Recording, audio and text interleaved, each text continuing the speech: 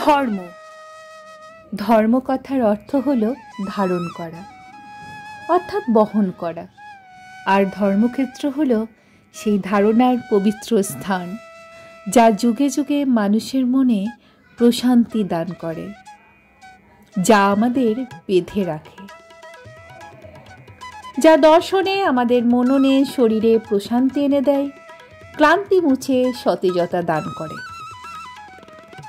এ প্রসঙ্গে অনেকেই অবশ্য বলে থাকেন, মানুষের মনেই সব ধর্ম, সব দেবদেবী, ঘটা করে ঘুরতে যাওয়ার কি আছে, ওতে কোনো লাভ নেই।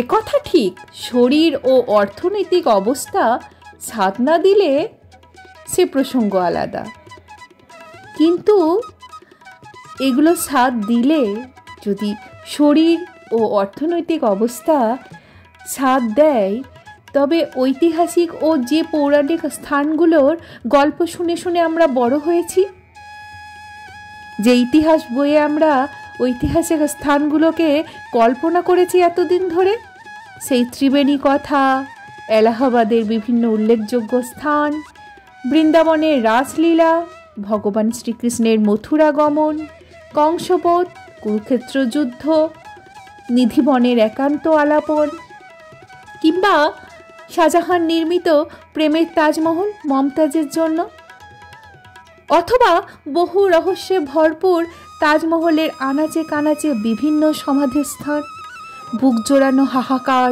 দীর্ঘশ্বাস ভরা ঐতিহাসিক স্থান, সেসব চাক্ষুষ করতে কার না ভালো লাগে বলুন। এছাড়া পাঞ্জাবের স্বর্ণ মন্দির, বৈষ্ণব দেবী, হরিদ্বার, ঋষিকেশ, অযোধ্যার রাম মন্দির, কাশীর বিশ্বনাথ, বুদ্ধগয়া, কার না দেখে প্রাণ জোড়াই বলুন। দেখার কোনো শেষ নেই, জানার কোনো শেষ নেই। এসব দেখে আমার মনে ভাসছে সেই কবিতাটি।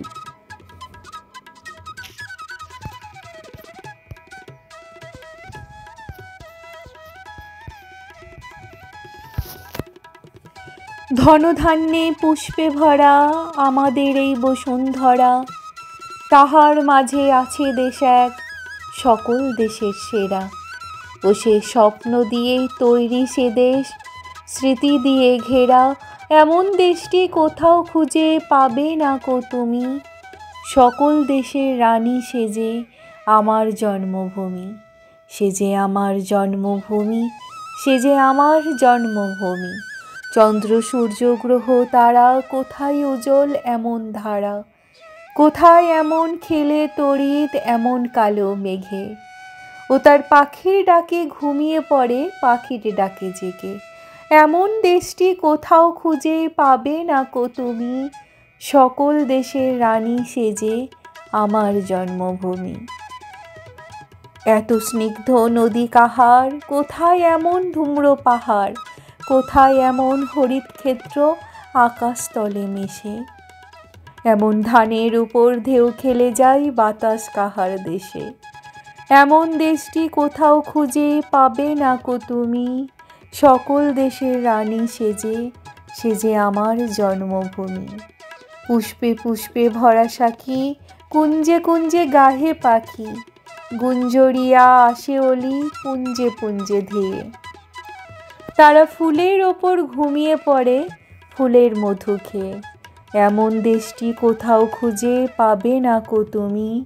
সকল দেশের রানী সেজে আমার জন্মভূমি। ভাইয়ের মায়ের এত স্নেহ, কোথায় গেলে পাবে কেহ। ওমা তোমার চরণ দুটি বক্ষে আমায় ধরি, আমার এই দেশেতেই জন্ম যেন এই দেশেতেই মরি। এমন দেশটি কোথাও খুঁজে পাবে না কো তুমি। সকল দেশের রানী সেজে, সেজে আমার জন্মভূমি, সেজে আমার জন্মভূমি। ধন্যবাদ। সেই কোন ছোটবেলা থেকে এই কবিতাটি শুনেছি বলুন। তারপর বড় হয়ে জানলাম যে এটা শাহজাহান নাটকে আছে, দ্বিজেন্দ্রলাল রায়ের লেখা, এবং আর্যগাথা যে কাব্যগ্রন্থ ওনার, এখানেও এই কবিতাটা আছে। তখন শুধু নামটুকুই জানতাম, আমাদের সময় ক্লাস 5-এ ছিল এই কবিতাটা। তখন থেকে কি ভীষণ ভালো লাগে বলুন, আমারও তাই। এই উত্তর ভারতটা আমার বাবা মা দুজনে মিলে গিয়েছিলেন, 18 দিনের ভ্রমণ। আসলে ওনারা ঠিকঠাক ক্যামেরা ফোনে খুব একটা ভালোভাবে অভ্যস্ত নয়, তাই ছবিগুলো খুব একটা ভালো হয়নি, কিন্তু ছবি তো মানুষের মনে থাকে, তাই না? আমি এইগুলো ইউটিউবে দিয়ে রাখলাম এই কারণেই, স্মৃতি যেন নষ্ট না হয়। যেভাবেই ছবিগুলো তোলা হোক, খুব একটা ভালো না হলেও তাদের যখন ইচ্ছে হবে তখনই দেখে নিতে পারবে, আমাদেরও যখন ইচ্ছা হবে আমরাও দেখে নিতে পারবো। কি সুন্দর সুন্দর জায়গা, ঐতিহাসিক স্থান, পৌরাণিক ঘটনাগুলো ওনারা দেখেছেন, ঘুরে বেরিয়েছেন। আমরাও হয়তো ভবিষ্যতে কখনো যাব, অর্থনৈতিক দিক দিয়ে এবং শারীরিকভাবে সক্ষম হলে। যতদিন না দেখা হয় তাদের চোখ দিয়েই দেখি। ওনারা যখন ফোন করে জানেন আমাদেরকে বলছিলেন যে আমরা এই অযোধ্যায় রাম মন্দির গেলাম, বা কখনো বলছিলেন বৈষ্ণব দেবী, তখন ওনাদের বর্ণনা শুনে এবং যাওয়া শুনে আমাদেরই যেন অর্ধেক যাওয়া হয়ে গেছে। সেই যে কথাই বলে না যে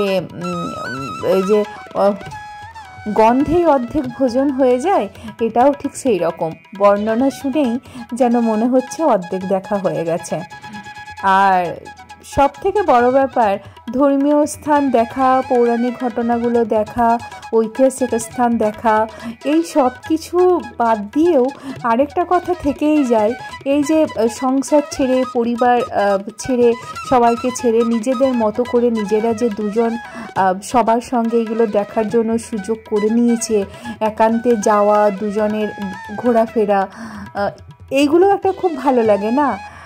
সাংসারিক কাজকর্ম,